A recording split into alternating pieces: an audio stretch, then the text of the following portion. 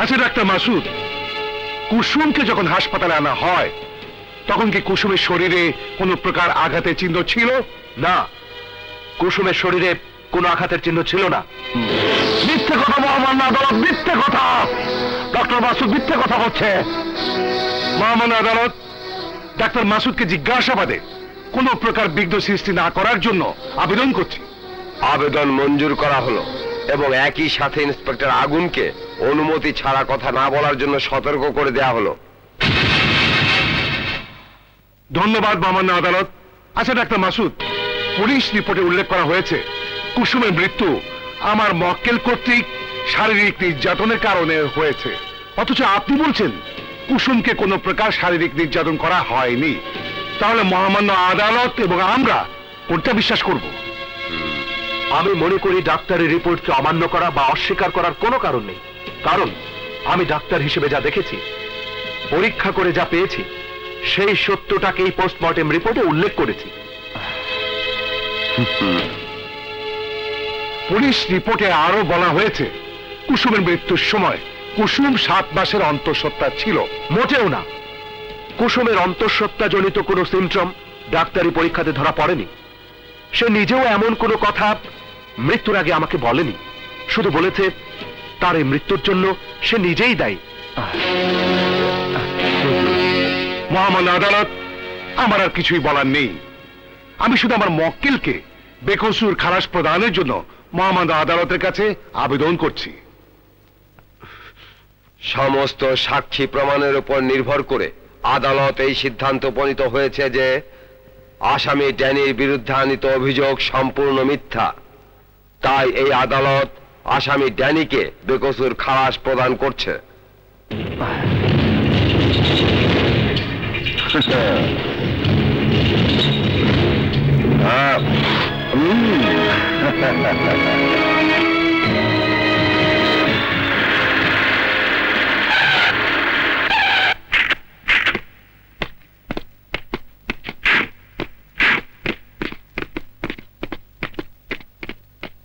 Hello doctor, তোমার এই উপকারের ঋণ কোনোদিন ভুলবো না।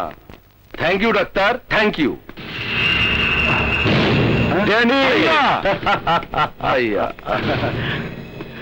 সত্যি কমিশনার, শুধু নামে নয়, তুমি কাজও মির্জাফর। আসি ডাক্তার, আবার দেখা হবে। আসো আসো, আয়।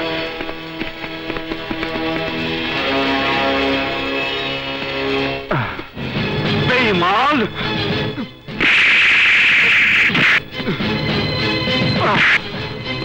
বল বল, কত টাকা বিক্রি হয়েছে? আগুন, তুই কিন্তু অধিকারের সীমানা ছাড়িয়ে যাচ্ছিস। অধিকার? এই কিসের অধিকার? আজ থেকে আমার কাছে তোর একটাই পরিচয়, তুইও ক্রিমিনাল, তুইও ক্রিমিনাল। দেখ আগুন, তোর ধারণা ভুল। আমি ক্রিমিনাল নই, আমি তো বন্ধু। এই, তোর এই মুখে আমাকে বন্ধু বললে আমি তোকে জানে মেরে ফেলবো, জানে মেরে ফেলবো। ছাড়ো ছাড়ো। আগুন, তুমি কিন্তু ক্ষমতার অপব্যবহার করছো। একজন সাক্ষীকে মারধর করে পুলিশের ভাবমূর্তি নষ্ট করছো। পুলিশের ভাবমূর্তি আমি নষ্ট করছি না, করছেন আপনি। ক্ষমতার অপব্যবহার আমি করছি না, করেছেন আপনি। আপনার মতো বীর জাফর যতদিন পুলিশ ডিপার্টমেন্টে থাকবে ততদিন সন্ত্রাসীদের জন্ম হতেই থাকবে। এমন হারামির বাচ্চা, তোর এত বড় সাহস!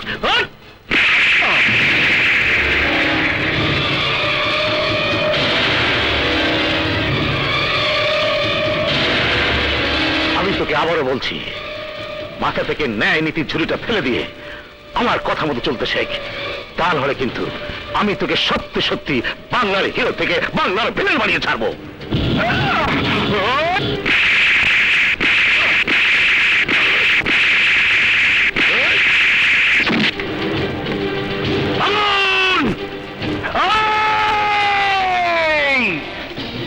তোকে বিয়ে করে নিয়ে যেতে চাইবে।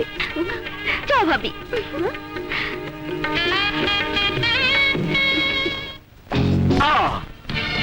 মাসুদের সাথে কাজলের বিয়ে হবে না। কি বলছো তুমি? হ্যাঁ, আমি ঠিকই বলছি। মাসুদ একটা বেঈমান, বিশ্বাসঘাতক, প্রতারক। ওকে আমি খুন করে ফেলবো। কাজল, তুই তো আমার সেই ছোট বোন, যে বোনকে বাবা মা মারা যাবার পর কখনো মা, কখনো বাবা, কখনো বড় ভাইয়ের আদর স্নেহ দিয়ে এত বড় করেছে। সেই বোনটাকে আমি জেনে শুনে আগুনে ঠেলে দিতে পারি না।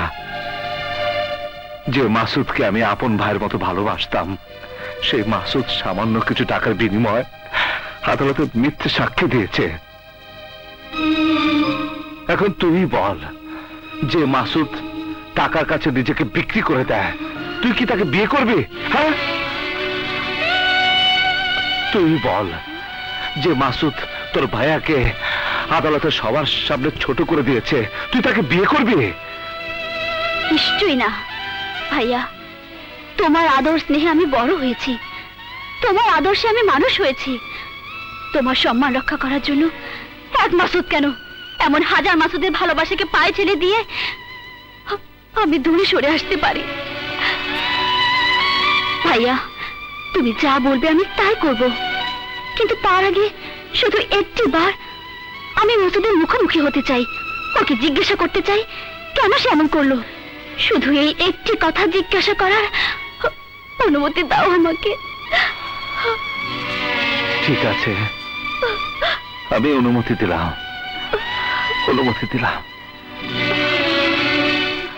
আমার প্রথম কথা, আগুন যদি আমাকে মারের চেয়ে বেশি কিছু করতো, আমার কিছুই করার ছিল না।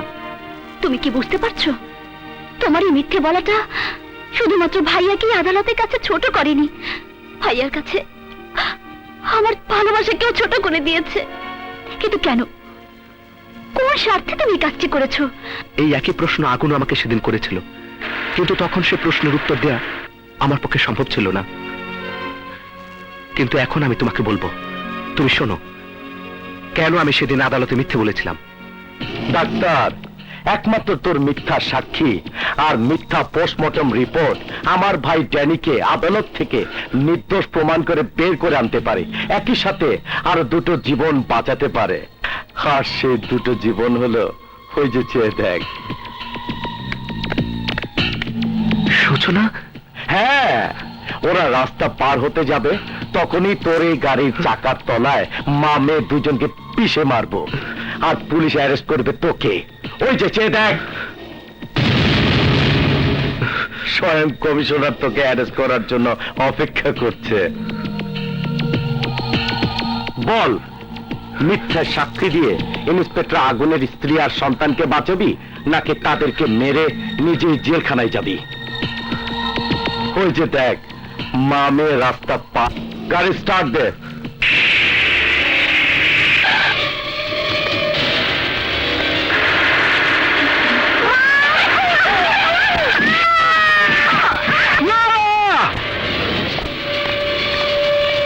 গাড়ি স্টার্ট বন্ধ করো। আমি তোমার কথায় রাজি।